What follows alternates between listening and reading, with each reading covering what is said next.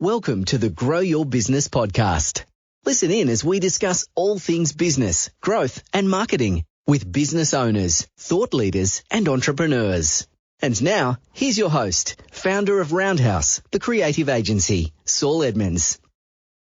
Oh, hi everyone. Welcome to the Grow Your Business podcast. Today I'm speaking with Iris from AIC Coaching and also author as well, I believe, Iris. How are you? Yeah, thank you so much. Yeah, I just recently published, a book was published, Team Rhythm, and beforehand Team Magic. So I'm fine. Thank you. Thank you and nice to meet you. Yeah, likewise. For everybody who doesn't know about you, well, actually, first of all, before we get into that, just let everybody know we were saying before, like where we're actually speaking from. Just let everyone know where you're in the world today. Like I'm in Brisbane, Australia, and whereabouts are you? Yeah, I'm in Aachen, located in West Germany. Yeah, and it's dark at the moment. Oh, Night is it? time.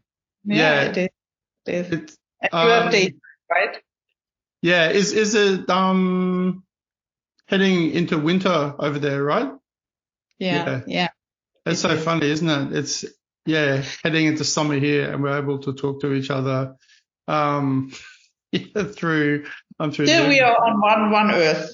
I know, it's amazing. Yeah, it's one of the good things about using modern technology is we can do this. But for everyone who doesn't know about you, I guess just to kick it off, just if you could let everyone know just a sort of an overview about who you are, short history, and what you do. Yeah. Thank you so much for that I can share it here. I'm my business background is I'm a mathematician from my education. So linked to this town here where I'm living because I studied here.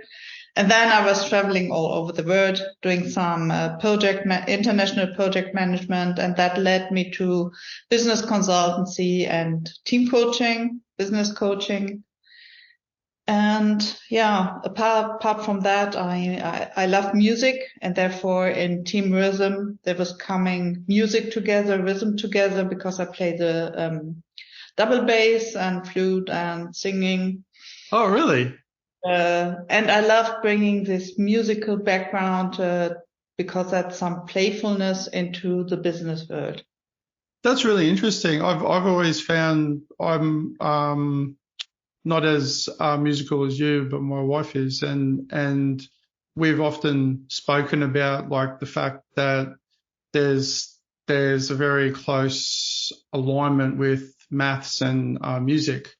That's I'm sure, like, that's seems to be, I mean, I don't know whether that's apparent to other people, but I would imagine for like a lot of people it is, because it's all, there seems to be real sort of similarity, and it puts a different, I'm sure, like it probably does for you being a musician and a mathematician. Like that's an interesting mix, like you being a musician, a mathematician, and then also with coaching. I could see there'd be a lot of sort of alignment across all three. Would I be right? Like in like how you actually see that? Yeah, I mean, the playfulness coming from music, that's pretty working well in the industry, as well the logical thinking of and analytical thinking of mathematics.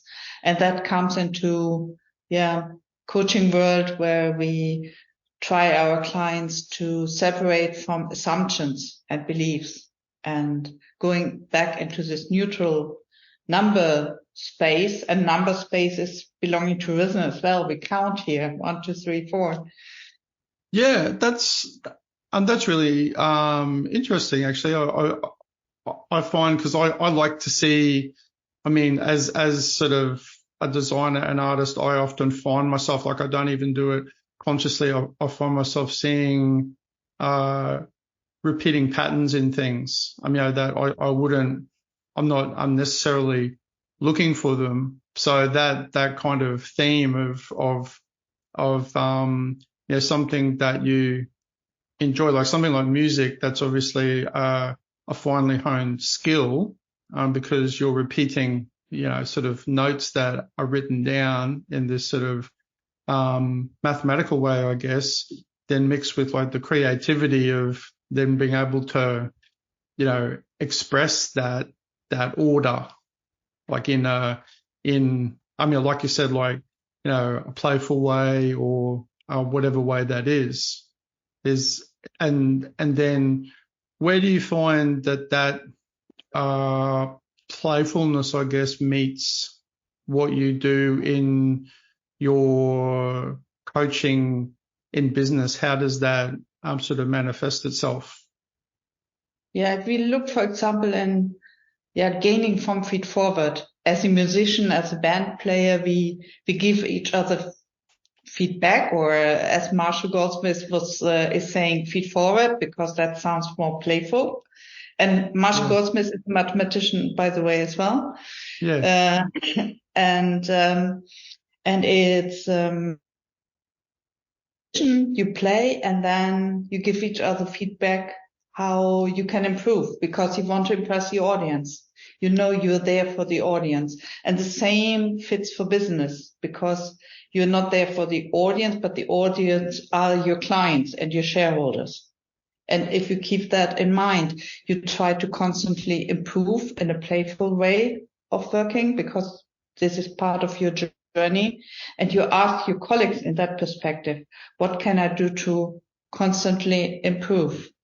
What can I do better? What can I focus on? What do I need to pay attention to? What is working already really, really well? Yeah, I would imagine, is it true to say that kind of idea is at the heart of actual sort of making improvement in a team, like a group of people? Because I guess like it is quite similar. It just sort of occurred to me, it's quite similar to if you're in an orchestra or a band, especially in an orchestra, you've got like so many people in an orchestra. It actually always amazes me. Like, you sort of take it for granted, don't you? Like, you see a person out the front, keeping time and obviously setting the pace and the mood, who's the conductor. But for everyone to work in sync like that in an orchestra, you just see it and you go, oh yeah, everyone's doing their part. But it's kind of amazing. It's very similar, would you say, like in a way, to a group of people, like with, I guess, almost any size. But is it harder when there's more people? I mean, that might sound like an obvious question, but is it harder, or does it just pose different sort of questions for what you do? Yeah, for me, the size doesn't matter. It's good then to split and to keep it, the work with a team, keep it nice and playful journey. So having a good split between one-to-one pairing, having sub-teams, and then coming all over together rather than being only in one team. And when you mentioned orchestra or bands, I mean, when does it start to groove? When does the audience is really touched? When you don't have these ego players, but your ears are open and open-minded, and you really start to listen to others. For example, drummer and double bass, they need to be in sync, listen to each other, being on the same rhythm. And in business, it's similar. If you just want your ego to shine, and don't mind about the people around you, then you don't focus on customer and on the real audience, which is in business, customers or shareholders. Yeah. But if you have them in mind, then you step back, then you're not so much in your ego. Of course, your ego needs to shine. It gets applause as well. To have fun. But on the one hand, there is time for you to shine, but you want others to shine as well. You want others to be in the spotlight as well. You want that everybody can get his, her strength into the game. I think that's incredibly interesting. Is that something that you talk to? Do you use that whole music metaphor? I mean, when you're speaking to people, do you talk about that a lot? Yeah, I speak about my band experience, my choir experience, orchestra experience. Those are things I can put into the game as well, learning and growing, because as a musician, you always know you are going to improve, and especially on the journey of starting to play an instrument, sometimes you come to the space where you think, I'm really great. And then the next day, no, all gone.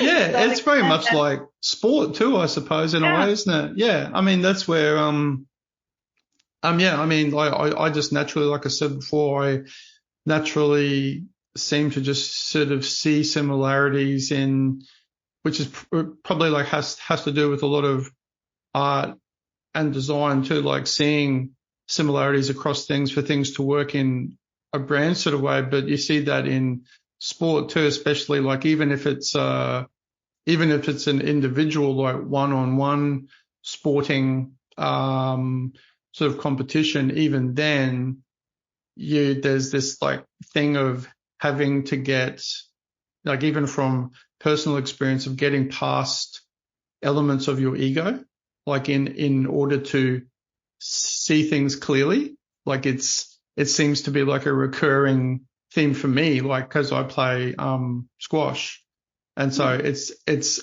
like a constant thing, like, and it's really apparent, probably more apparent when you're an individual, less so. I don't know if it's less or more if you're in a group. It's probably different. I mean, you can probably speak to this. Like, how do you find, what are some of the really apparent differences that you see crop up in different sorts of groups between people who are naturally, sort of show their ego more? Like, how does that play in a group, in like a business, in like different sorts of businesses? How do you see that sort of working its way through things like those dynamics? Yeah, in business, I face occasionally this, what we see in sports or in music is natural, that we learn and we need to grow. We have coaches. We record things to listen and then to gain from that. Or in sports, it's more videos. You look at videos and then you analyze it in order to improve. And in business, I face leaders or experts who think they are already close to perfect, or this I am right attitude. If just all the others would be similar like me, then the world would be so great. And then I mirror that back. Yeah, is that really true? Do you really want, are you convinced you're right and all the others are wrong? All the others are stupid. And then it starts to, humor is spreading the room and they start to laugh now. What they really honestly think is not they're perfectly right and all the others are idiots now. Yeah, that's the right. other one could be right as well. And that is this open-minded, what we naturally have within sports and music, and bringing that naturally to business as well as human beings. No, we are here to grow and to learn and to improve. Not maybe every day. It's okay to have breaks in between and for 2 months to say, okay, I learned so much. I mean, now I need a break, but then to restart again. Yeah, no, I think it's really, I could really see, it's interesting for me because I, for one reason or another, they either with clients or just friends or other people in business, I've met like a lot of different sorts of people who do business coaching, who do life coaching, like all different sorts. And not everyone, but a lot of people have their own spin, obviously. Like they come from a certain sort of area of business. Some of them specialize in a certain industry, some don't, but I've never actually met until sort of meeting you, someone who's got, that particular perspective with music and sort of maths. And I find that really interesting because that's like for me, I could imagine, and so maybe you can then respond to this as like, I would imagine that a lot of people would relate to that very strongly because everyone likes music and everyone enjoys like their own sort of music. So do you find that that's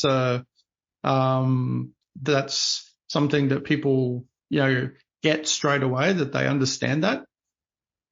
Yeah, everybody, as you mentioned, likes music, has a favorite song or rhythm. Everybody is related. I mean, some people prefer sports, but still sports people like music as well. And if you look into just trying out a rhythm and repeat what the other one is playing, the rhythm, then you detect, it's not so easy to listen and to repeat and to get into sync. And if you transfer that to business, if somebody is speaking, it's the same. I mean, you do not really listen to every word, and you couldn't repeat every word the other one was saying. Yeah, that's really true. That's actually even sort of saying that too, because that would relate, I imagine, very closely to people's willingness or lack of willingness to listen then too, because like you have to, in order to, which is a very important part obviously of groups of people working together, is listening.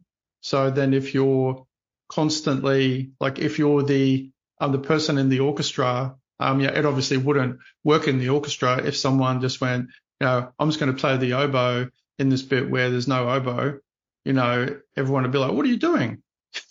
What do you, it's not your, it's really obvious there. Or you're on the field playing soccer and the person who's the fullback all of a sudden rushes forward, and tries to take the ball off their teammate because they want to go and score a goal.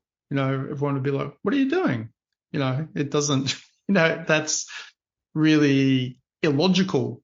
It doesn't make any sense, but yet, like, is it like it's sort of, that makes sense. So, but it doesn't necessarily follow that always happens, I guess, in a group of people in like other scenarios. Is that right? Like say they're in a meeting or trying to work through, I don't know, it certainly doesn't happen in project management always. There's one person doing this, another person doing this, and there's no sort of speaking between them, with that sort of stuff. Because I saw that you also talk specifically about project management, which was something that I found interesting straight away because I haven't seen, for some reason, a lot of people in coaching, talk specifically about project management. They're talking about a lot of other good things, but not that.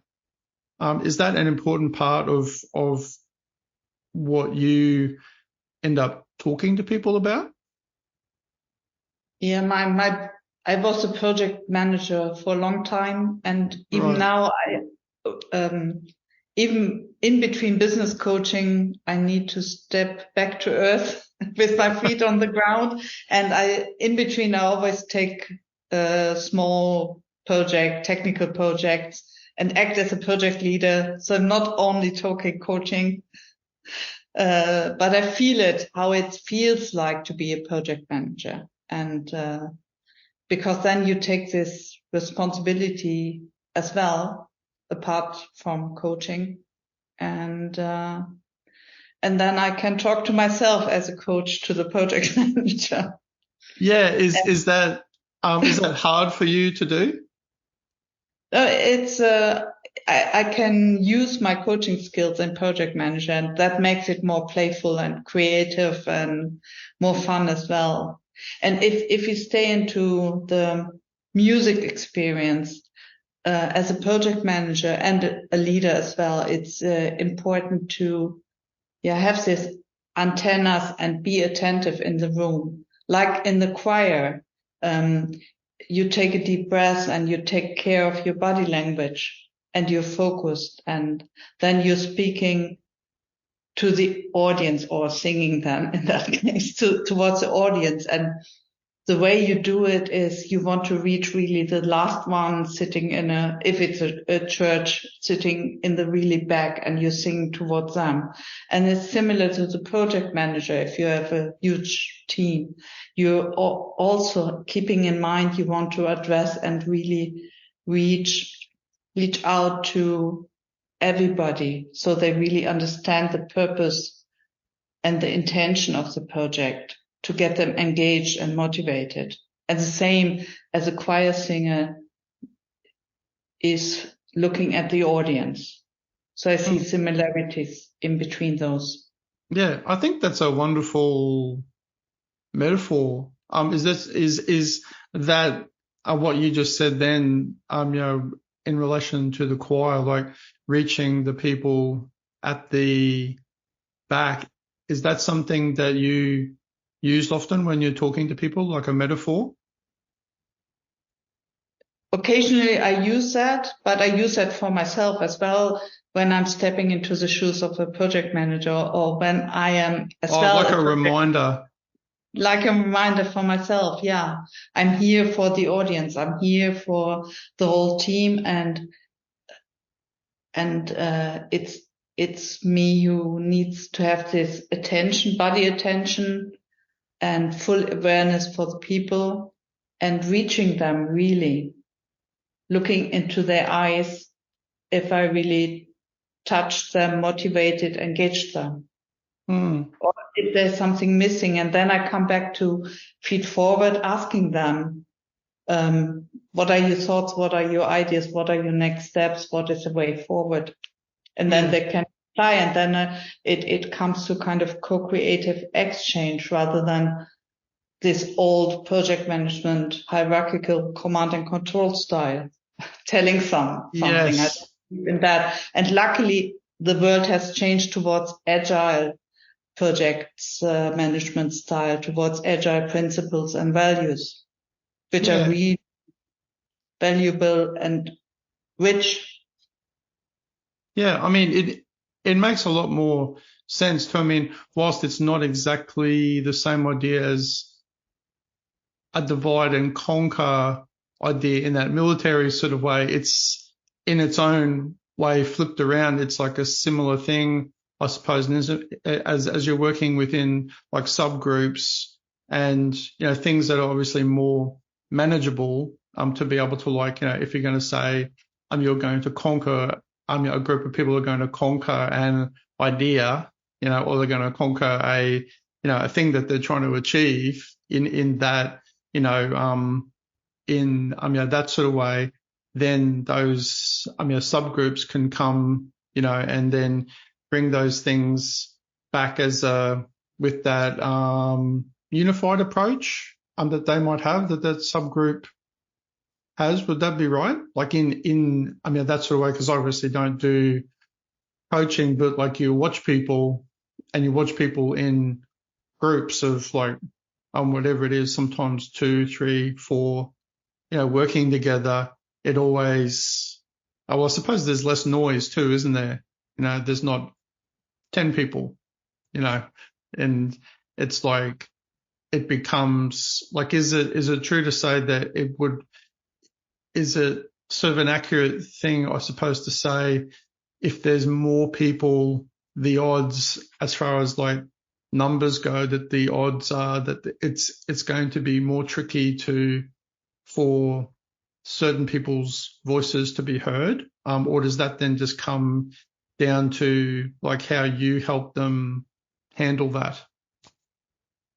Yeah, it comes back to how, as moderator, for example, you're handling that, you're looking that each voice is heard equally. And then it comes back to a band where each one has his own solo and each one has his own strengths and play and turn. So you take care, the flute plays and the double bass and the drummer, each one gets his solo. In jazz, for example, each one has time to show.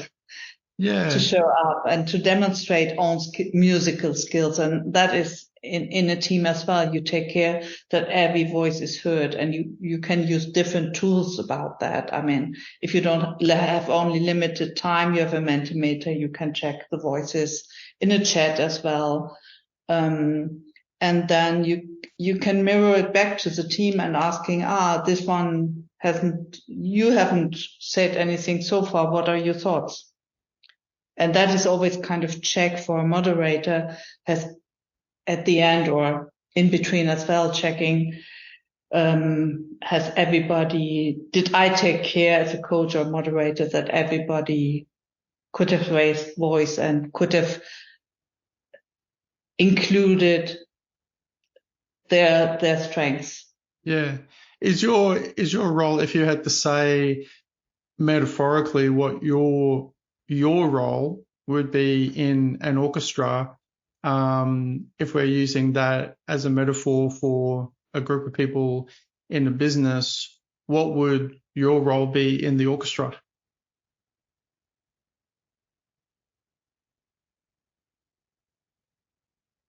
The conductor? Not really. You reckon? Not really, no. I mean, the conductor is the leader, and yeah. I would be in the background, not even be seen by anybody. I would in between speak with the whole orchestra and with the conductor as well, and to recheck with them, to do retrospectives or to look if everybody is heard. I would support the conductor and reflect him or her that the orchestra can really maybe like the stage manager. Yeah, maybe like the stage manager to set like that the stage. I mean, maybe there's no accurate metaphor there with an orchestra. No, I'm sort of trying to draw like a comparison where maybe there is none. But like, is it? Because I would imagine, like, is it true to say that you're also, I guess, to some extent, setting the stage? You're helping, not creating, but you're helping to create the right environment, because there's already an environment there in a business that's already sort of established. There's like a culture there, and you come in to help people in a range of different sort of ways, but you're not necessarily, am I right in saying you're not telling people what to do, you're helping them to create a variant on their existing environment where they can communicate better and that sort of stuff. Is that right to draw that sort of metaphor? Yeah, and if they're looking for something, I mean, there must be somewhere either outside the team, usually it's the leader who wants to grow, to improve, to, for example, sees, okay, we can be more effective, or they want to move from waterfall principle to agile world, or they want to have more empowerment.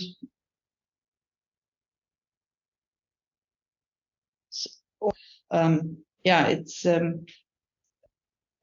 each individual team or leader has a different intention why they contact me.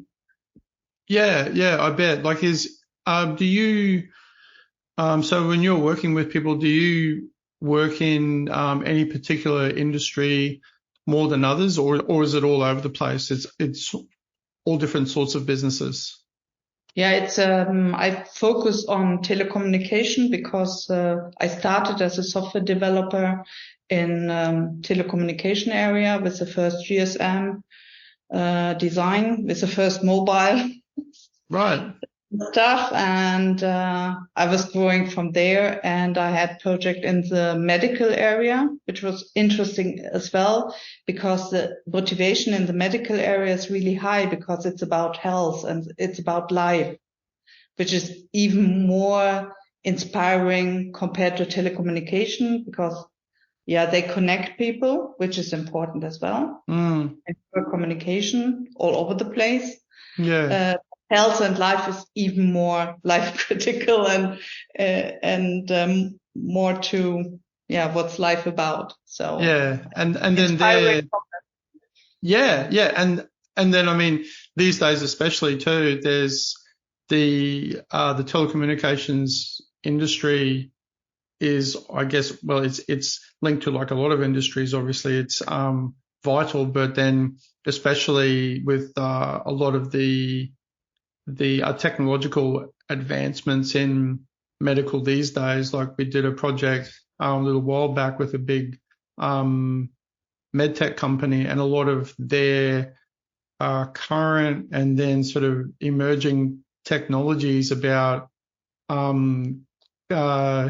scanning patients en route to the hospital, and in order to prep to do like 3D printing for some part that they need to make to replace something inside somebody, then like heavily relies obviously on the transferal of the information, like en route, like in the ambulance over to there. So all these like things like the actual like speed and the efficiency of of all the technologies that relate is like much more integrated than it ever used to be.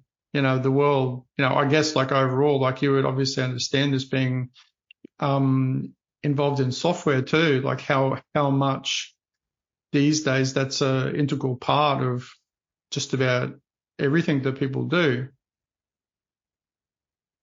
Yeah, and how important it is that we focus on our creativity and innovation, and don't step into this I'm right, and therefore co-creation, communication abilities are really key important to really progress in our world and to make it a better place. Yeah, no, absolutely. I think that's, I wonder, and I'd like to get your thoughts on this too. I wonder how much, because it's something that I don't necessarily have a complete answer of how I feel about this yet, but how much, say, the advent of newer technologies like use of AI and other sorts of things, as overwhelming as they are, how much that will actually maybe make a lot of people turn away from that and sort of return to other more old school ways of doing things, or actually thinking or reading more, because they're so overwhelmed by all this sort of stuff. Like, how do you feel about that? Because I know I'm sort of in two camps. I really like the use of technology, but I like it when it's a really good tool. Like, I like it when it's really, really useful, like I guess like a lot of people do. But outside of that, I find myself that I suppose because I'm around it a lot, if you're exposed to things maybe more than in other time when you're not doing that, if that's your work, you don't want to do it, as much. How do you feel about like that? Or I guess, how does it impact, or does it impact what you do, or impacting people that you work with? Do you see that? I was trying out, there was AI and coaching, and there's lots about discussion. I bet, yeah.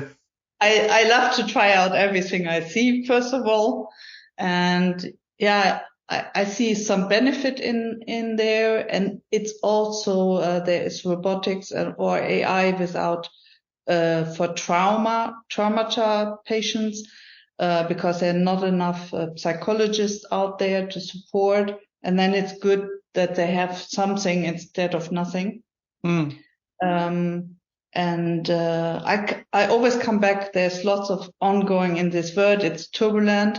And then I realized, okay, asking for Feedforward again, asking people around me, colleagues, or I don't have real colleagues, but clients or whomever, asking around, okay, what do you see I can do better, or what do you see I can improve on? Or how do you see AI in your world? And with questionnaires, I collect data as a mathematician, And then it gives me a more safe place after all, because it's not only my view, but I collect data around me. Yeah. How did you, just out of interest too, I guess just returning to you being like a professional mathematician, how did you, from when you actually started that, how did that end up being like a thing for you? It was obviously at some early point an interest, but how did that evolve within your life where that was like a thing for you? Yeah, that was in my early age. As a child, I met Mother Teresa. She was speaking in my hometown. And actually, I wanted to become a priest, which was not possible because in Catholic females weren't allowed, and it's still not allowed. And I wanted to study kind of more into that area. But then I recognized I'm really good in math, and in all my meditation there was formulas and integrals. So I thought, okay, I will match both. And as a coach, yeah, it's a good match for mathematics coming together with a priest. I mean, basically, coach is a priest in the business world.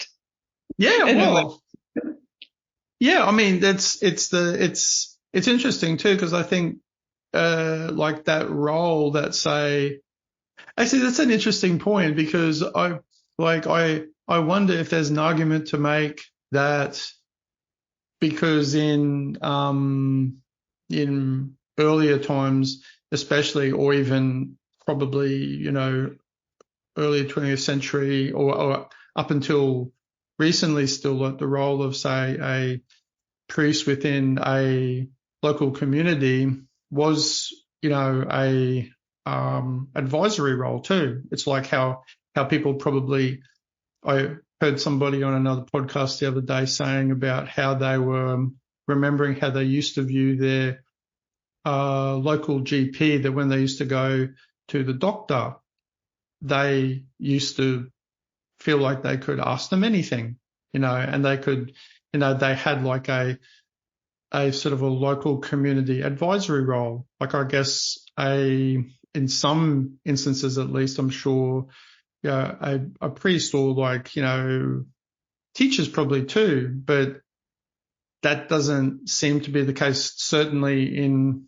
a lot of areas around the world anymore. They fulfill a different role. So I wonder if that has given rise. I mean, obviously business coaches generally play a really important specific role for business, but when you've got where business coaching is obviously still advising people, most countries in the world, I mean, it's certainly the case in Australia, is, the vast majority of all businesses are small business, and they're all made up of people who have their own lives, and people need advice and they need help. So, like, does, I guess, coaching to some extent feel like a bit of a gap of that void that has been left over from not having those other sorts of people, like in the community, to actually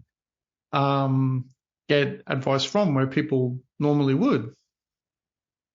Yeah, and as ICF, or international coaching, we are linked to high ethical standard, and also we don't give advice.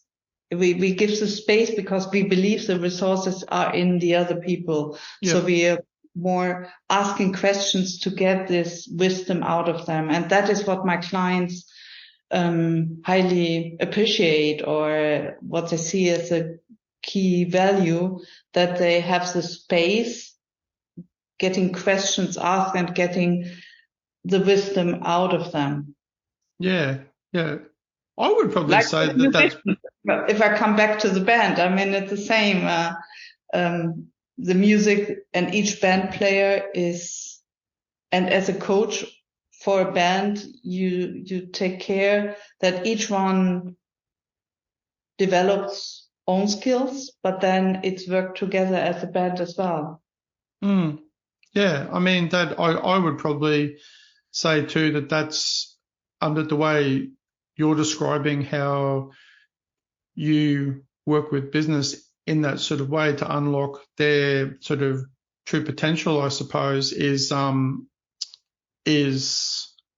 right way to do it anyway. Like even if you're offering any form of advice, I would probably say, I mean, that's how I generally think about it, is you might be sort of asking questions or just giving people I guess, like opening up a different path for their mind to go down, or to pose questions for them to reveal the answer to themselves, because that's always going to be, I think, like more powerful, really, isn't it? Like if somebody actually has their own realization rather than somebody else going, hey, you should do this.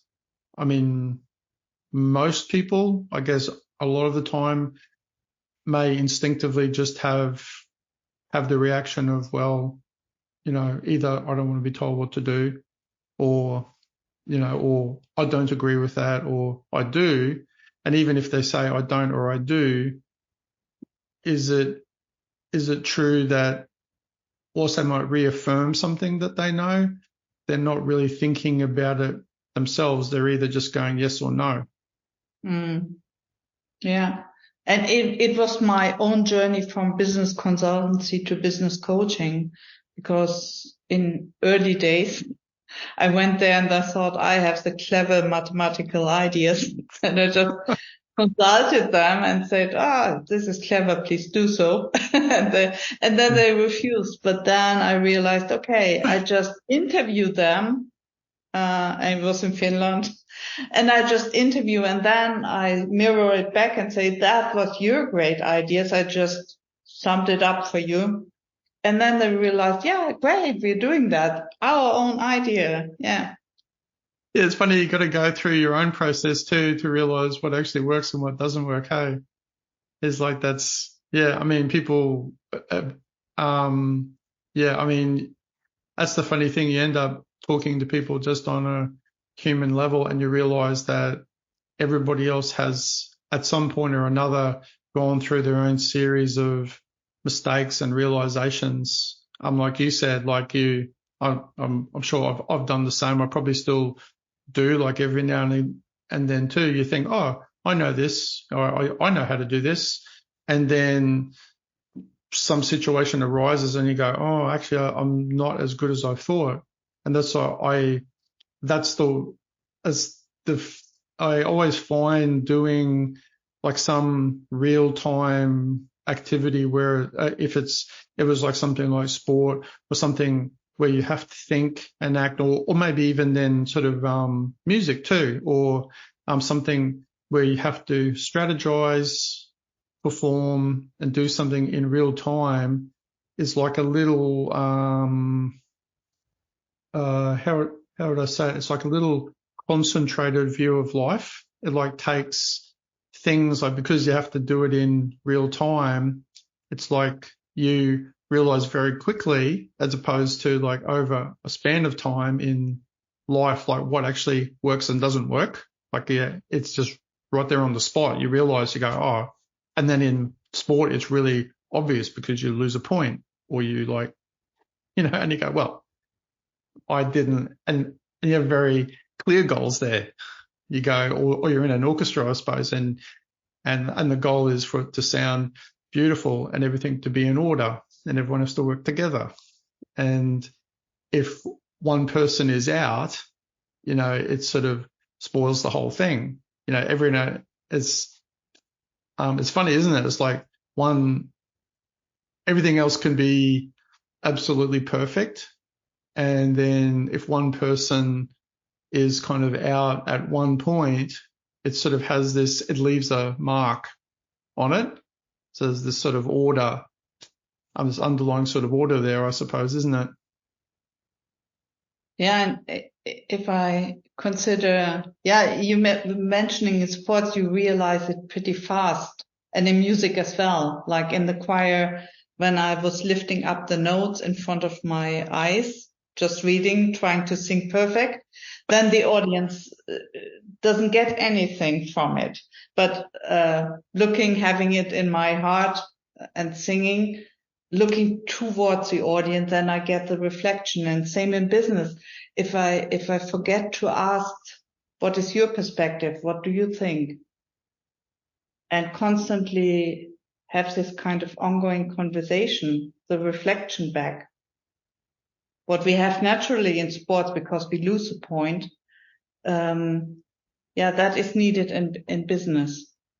Yeah. Having instant feedback or feed forward is like, it can be both incredibly valuable and confronting too, because like you're getting it straight away and you're going, and then like in sport, once again, you lose the point, or you're in the orchestra and your note is just out and everyone goes, and the focus is like, sort of on you straight away, but then everyone has to keep going still and like act like nothing has happened and not let that affect them, I suppose. Like, is that something, how do you see that idea manifesting itself in a group of people? Like if somebody says something out of turn or something that the rest of the group either like really doesn't agree with, like how do you see, like how do you, I guess in your role, if you're working with a group of people, how do you help the situation like in that sort of scenario? Yeah, in that sort of scenario, I'm more the moderator then, and it's mirroring what I observe. And my observation is then, okay, I see there's a divergence or disruption here in the room. And then first what I reflect and I ask, how do you see that? And then they say, yeah, obviously there is. And then I ask, what is clever now to do? Is alignment a good thing, or should we do this analytically, pro and contra options, and then choosing the best options? Yeah, sure. So how can leaders then, like you're working with a group of people and then with the leaders within an organization, how can they then add more feed forward, like more value via feed forward? Like how do you help them to do that, or like show them how to do that? Yeah, I especially love this if I run the program, like everybody in the team and the leader, they get a link from me with just 2 minutes feed forward. They can choose 6 to 8 people to send it to with just those couple of questions about what do you value most, what is something I should take more attention to based on your experience. And then I collect it for them, and then I have a session with each of them, what their really colleagues tell those persons, and we are looking for commitment out of that. Because if everybody says here, yeah, I really value blah, blah, blah, blah, blah, blah, and then they say, okay, but sometimes you're speaking really into details and that is pretty boring. So if you can focus a bit more, and he gets this reflection from 6 people, then I ask, okay, what are you going to do now? What is your commitment out of that feed forward? In order to improve, to become a better musician, to become a better business player in this game. And then they step from addressing this, getting that feed forward into, yeah, okay, next time when I ask the feed forward, I don't want this feed forward anymore. I want more kind of, yeah, you are the best creative guy and thank you so much. And you're really focused now. And then I ask them, okay, but how do you come there? And then from this feed forward, they step into a commitment, what they take care about that in the future. Yeah, I guess that's a strong incentive for some people more than others, really, isn't it? Like having feed forward, and obviously depends on what that is, too. If it's constantly, if somebody hasn't had or nobody's ever said that to them before, even though everyone may have been thinking it the whole time, and then it's only because they're in an environment where that's kind of like it's okay and it's sort of encouraged to say it, but then that could be very confronting, I imagine, for some people. And then, but it can also, is it right to say, like it can have the potential, obviously, to be very like a positive incentive for them to change, because then like, oh, I never actually realized that, like the whole time. I just had no idea. And then, have you seen it be, I guess, sort of shocking for some people? As the wording is, so far I realize it's really appreciative. And Right. because the question is about as well, what do you value most? So first of all, you read Right. all, and then you're happy, and then you're in this modus. Oh, I didn't so that would realize it. It was important for me, but now I see they really see I'm bringing positive mindset to the whole team, for example. And then within this combination, then they realize, okay, but there's something to improve here, like for musician, like for sports guys. And then I mention it as well. It's naturally for sports people. Nobody says I'm already here and I don't change. And in business, it's important as well to look at those kind of reflections. Sometimes it's easy tasks. Sometimes they reflect, if you would just smile a little bit more. And then they say, yeah, that I can do really easily. I just smile a bit more, yeah. That's so. Sometimes it's just so simple, isn't it? Like, it seems simple anyway. Like once you know it, like in retrospect, it's always easy. You're like, oh yeah. Why wouldn't I have done that? But it just takes somebody to say it to you, I guess. Like sometimes. Yeah, and therefore that is so valuable to ask actively for Feedforward, to take it on board, to change it to a commitment, and to improve day by day. And then a whole organization has more, they improve first of all, but I mean, what is really lovely is that each of one knows, there are lots of people who have the same topic. I mean, it's usually going too much into details, being too serious, thinking I'm right and the others are wrong. I mean, it's patterns I see. I mean, nobody's alone with his topic about improvement. Same like in sports and in music. I mean, improving on rhythm, improving on the tone. I mean, yeah. And in business, it's different topics, but they have similarities.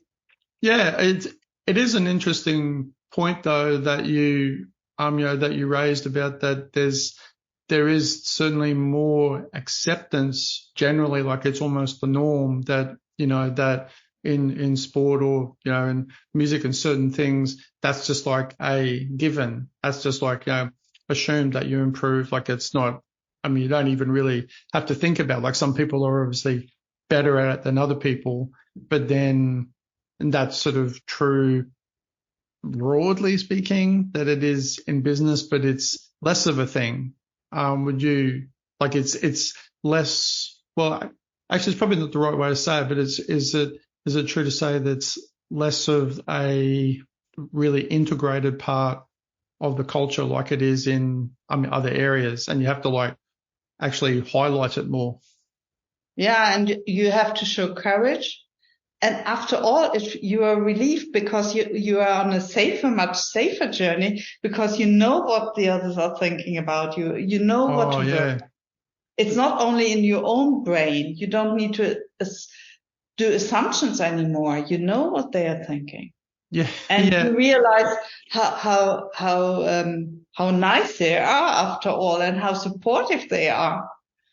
It's funny, isn't it? Like it sounds so simple when you say that, but it shows that the power that words that actually just saying it, because everyone, I guess, makes a lot of assumptions about things, don't they? You assume, like everyone, I mean, sure I do, everybody does. You assume, you make assumptions about all sorts of things. You assume, like I don't know how many times, like over the years I've lost count, where you either just from, past experience with another person, or because, whatever, you assume somebody's going to be a certain way, or because they don't say something, or because they do say something, that therefore they think, this or this.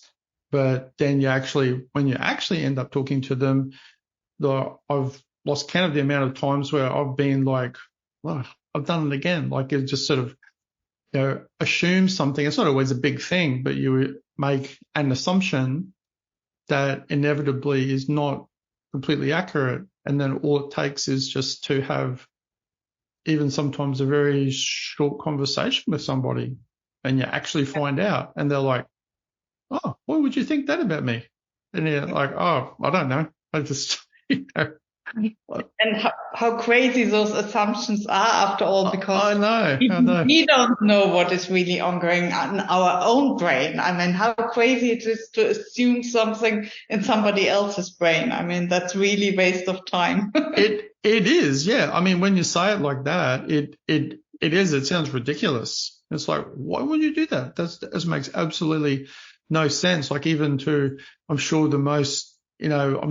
most people would, hearing that, they would be like, oh yeah, of course, but they still do it, but that's I mean, I'm no brain expert on, on why people think things like that, but so tell us a little bit about just, cause you mentioned before you've written the 2 books, right? There's Team Magic and Team Rhythm. What's Team Magic about?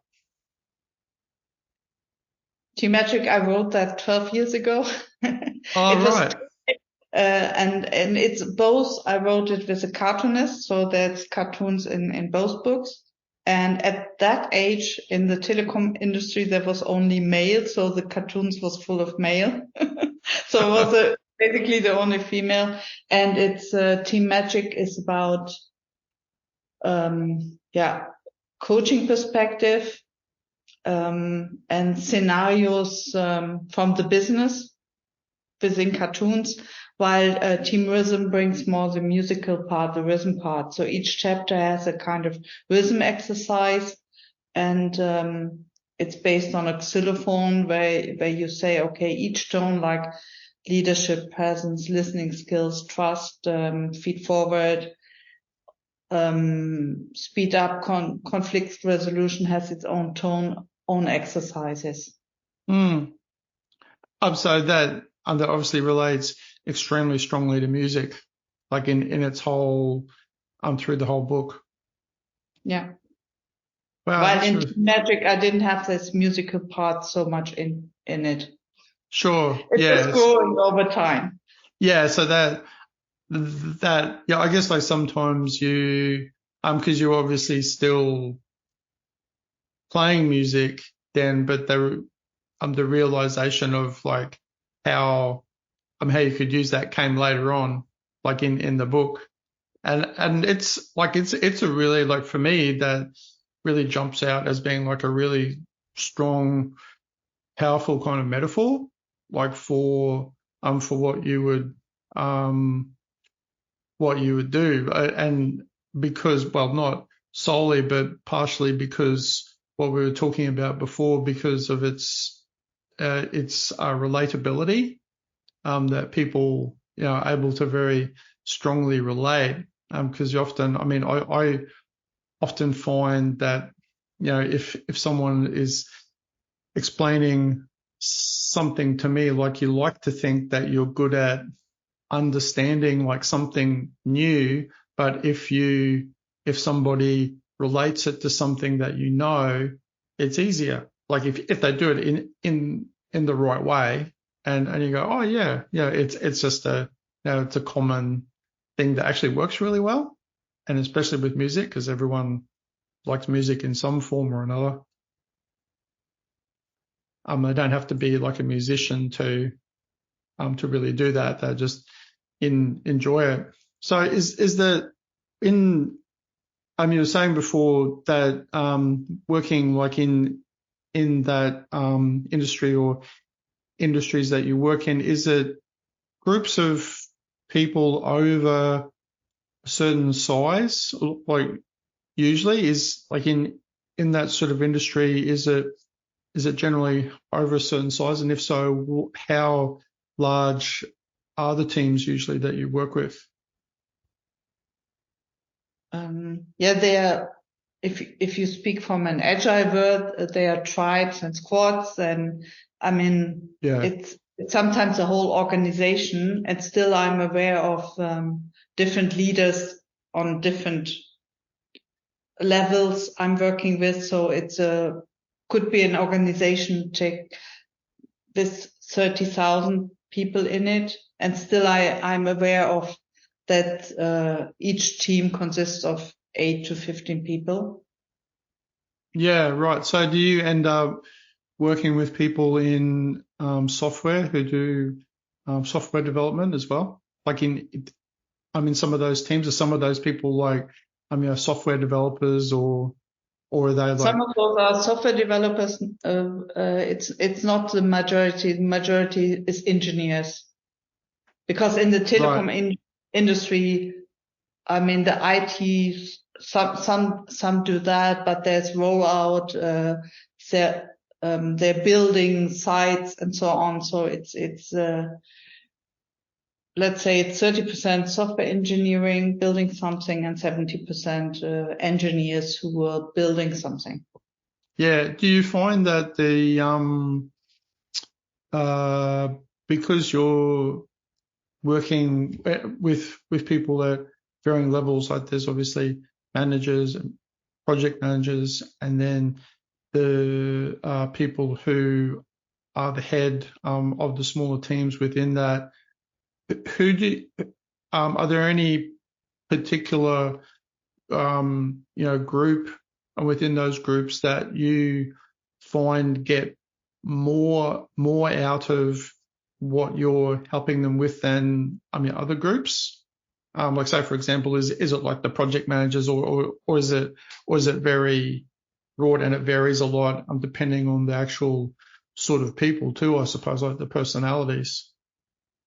Yeah, I prefer to work with international companies where there's lots ongoing, and culture plays a role as well. And I guess it's not special someone who gains more than others. Yeah. It depends more on the openness to wanting to improve, wanting to gain something out of it.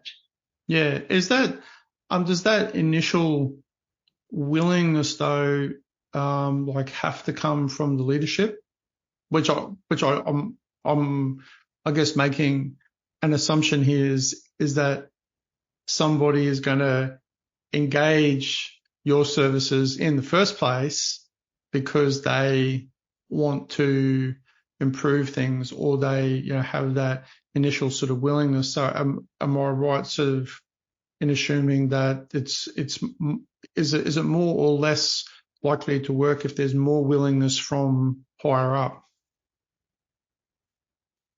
Yeah, either there's more willingness from higher up for having a more empowered, innovative, creative way of working, because they look into the future on behalf of their organization, and they see something needs to happen here now. Or it comes from pain, from emotional pain, not being able on the expert level, or as well on group leader level, or on project manager level, that they feel kind of pain and they suffer really emotionally because they know handling conflicts, it's something they can learn more and grow more, and so they can handle it more easy. Yeah, it would be like employed people and had like, small teams, but I would imagine it would be a very tough job to be, a leader of a much larger organization. There's a lot of, elements pushing and pulling there too. And would you say, like, have you ever like had any conversations with people around, like, I guess any anxiety around them, not knowing what's happening, when they're, because like there's the idea of, I guess, pressure and maybe like, emotional pain or anxiety around knowing things that are being done or aren't being done or being said. But what about those things? Have you ever like talked to people about the fact that they feel they have no idea what's going on, like in their organization?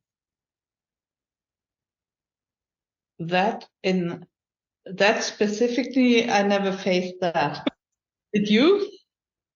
Well, no, not really, because I suppose like I haven't, but it just occurred to me when we were talking, because I was thinking of the two opposite sort of things that, it seems really obvious, but I just thought I'd throw that out if that was ever something you had encountered, because I would imagine that at some point, there are,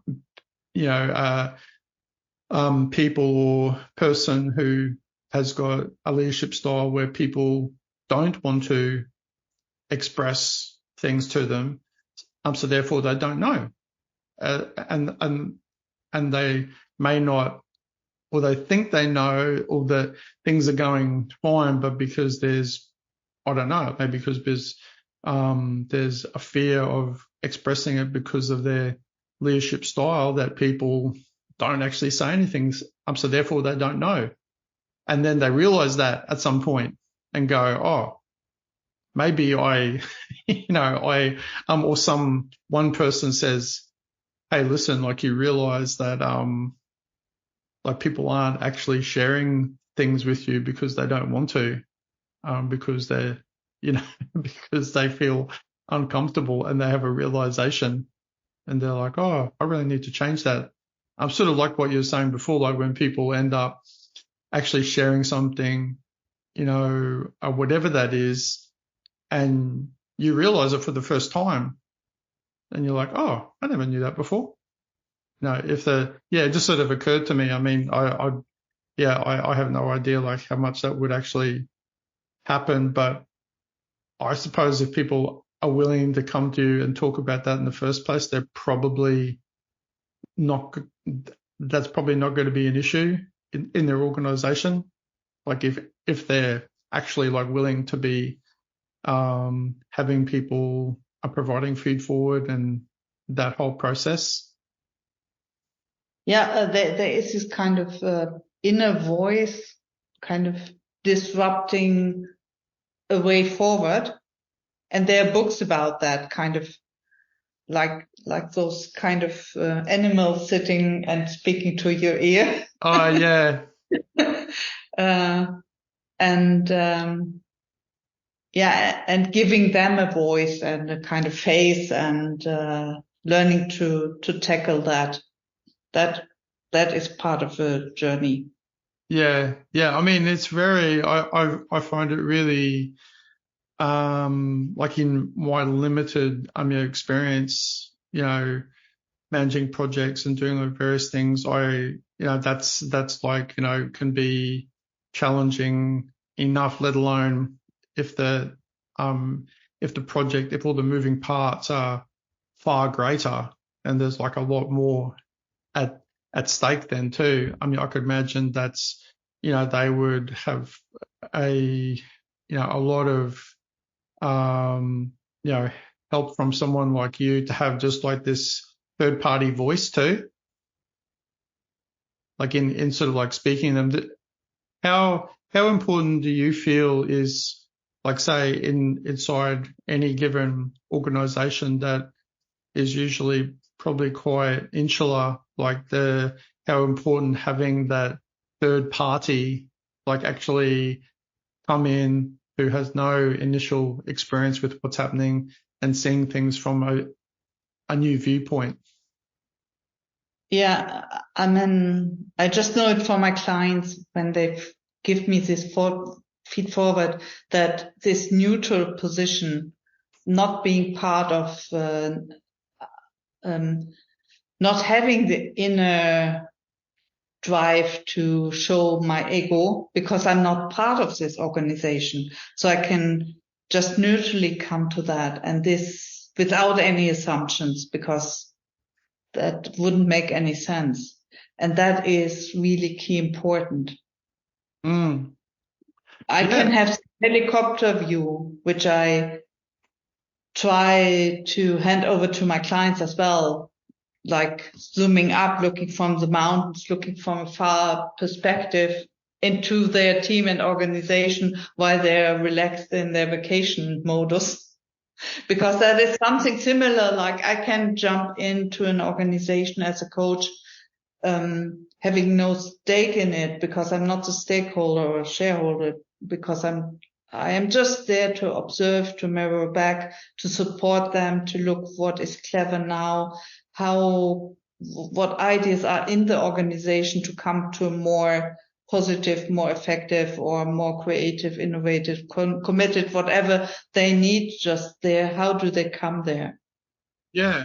No, I think it's wonderful, and I think it's really important role too. Like we said, like the power of the third party.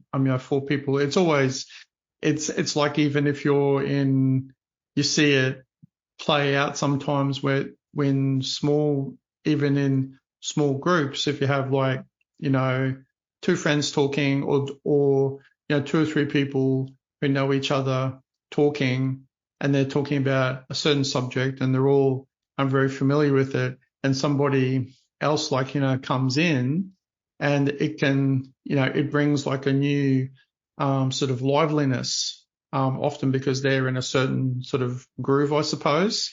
It can be sometimes, like in that instance, it could be sometimes disruptive, I suppose, because people have their little groups, and they like to talk about certain things. But yeah, I think it's really sort of interesting. So as we're, I guess, I'm sort of nearing the end of our podcast, Iris, have you got a sort of a quote or something that you feel is sort of relevant, either from you or from somebody else, that you'd like to share?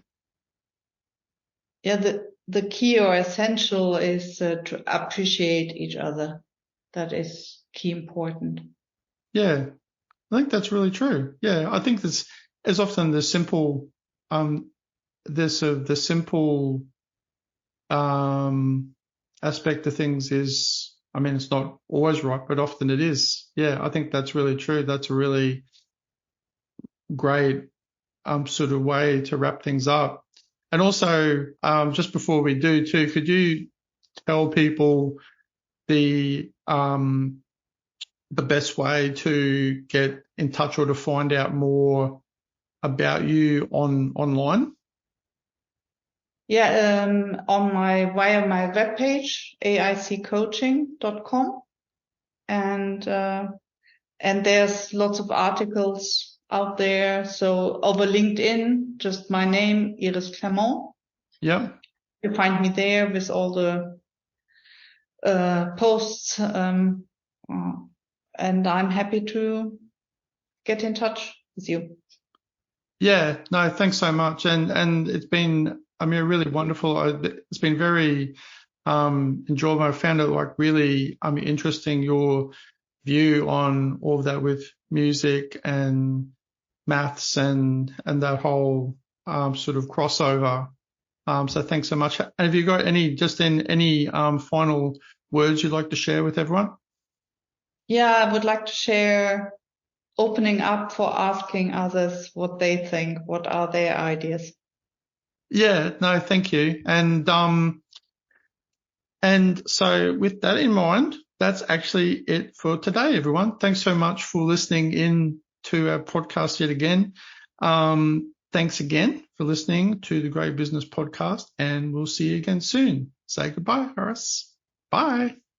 Bye. Thanks for tuning in to today's episode of Grow Your Business. Have a great day, and we'll see you next time here at the Grow Your Business Podcast.